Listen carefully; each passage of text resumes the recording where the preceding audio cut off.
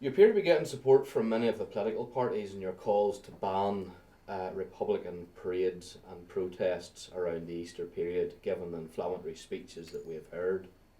Well, if you listen to some of the speeches made, especially by our so called MLAs and some of our new Republican MPs, uh, our murderer Mr. Adams, who ordered the murder of Jean McConville and other people, although he says he wasn't in the IRA. But whenever you listen to them people talking violence up about the great cause they had, but now they're starting to panic because they're starting to realise people have caught on to the rhetoric of what they've been spinning for the last 50 to 100 years, that it's all a load of cobble. Basically, what they've been doing is spinning a web of lies and deceit because nobody's challenging them. And now that somebody's challenging them, they're becoming annoyed. They're saying there's people out there that wants to do nothing but discredit the IRA. And I have to agree with Jerry. He's right. There is people out there who want to discredit the IRA because they are nothing but a bunch of modern scum.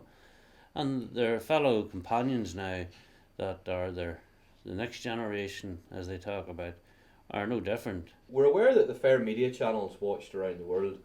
What is your message, and how exactly do you think the IRA is being discredited by the victim's message? Well, number one, the IRA never fought a great campaign that they talk about. The IRA were allowed to exist by the British government and the Irish government. If they had took the handcuffs off the security forces, matter of fact, if they'd left the local men alone who were in the security forces, the campaign would have been over in 71, 72. Probably long before it started. Something like the 58-62 campaign, when there was only the B specials there and they started the border campaign.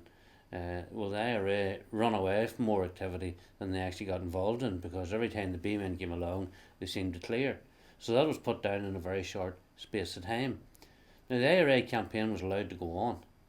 And when I say that, there's times the IRA could have been taken out.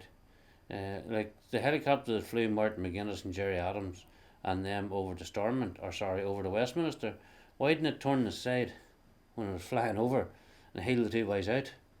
You know, they talk about a war. It wasn't a war. It was a dirty terrorist campaign, and that's exactly what it's going to be portrayed as: a dirty, stinking terrorist campaign carried out by hooded men and faceless men who lay in the back of hedges at night. They never faced their neighbours face to face. They always shot them from behind. And that's some history to write about. You have very genuine concerns that history is repeating itself with the dissident Republican movement, that there appears to be, in your words, little action taken against them. Recent attacks, for example, in Crossmaglen and Armagh appear to go relatively unnoticed. What is your fear at this time with dissident republicanism? Well, our biggest fear at the minute is exactly what happened back at the start of the last trouble. They allowed them to run. They allowed them to build themselves up, to get armed and trained and financed. Now we have the next generation here coming on. And this is the problem with Gerry Adams and his companions.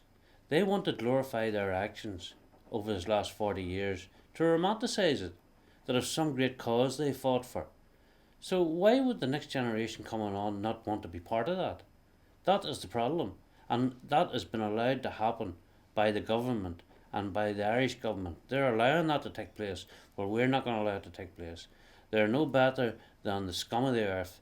Whenever they planted that bomb in Crossmaglen at the weekend, their intention was to kill police officers or even the people in the houses across the road. They didn't care as long as they made a mark. McGinn, who's out in licence, who's now heavily involved with the dissidents, who was a member of the sniper team. Carher, who's another scumbag who's heavily involved with the sniper team. Matter of fact, he was known as a sniper. It's also believed that he is heavily involved.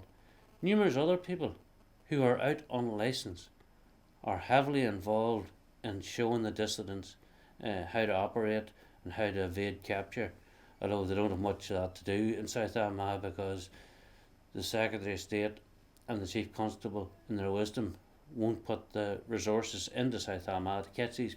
Why are they not whipped out of their beds and put straight back into the prison and throw the key away? That we were promised would happen if these people who were released under the Good Friday Agreement got involved in any type of terrorist activity. The Prime Minister has recently announced the general election. It is an opportunity for victims to lobby prospective politicians.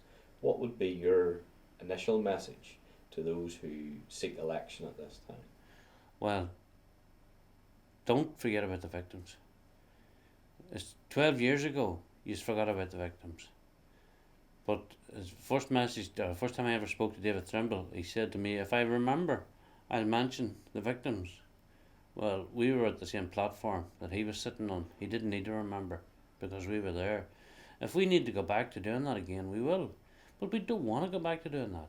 We're asking our politicians to listen to us, to help us sort out the future for our next generation of young ones that's coming up. We don't want them going through what we've come through. But we will not sit back and allow them to be put through what we were put through. Because our forefathers, the only problem that they had the guts, they had the bravery, and they had the ability.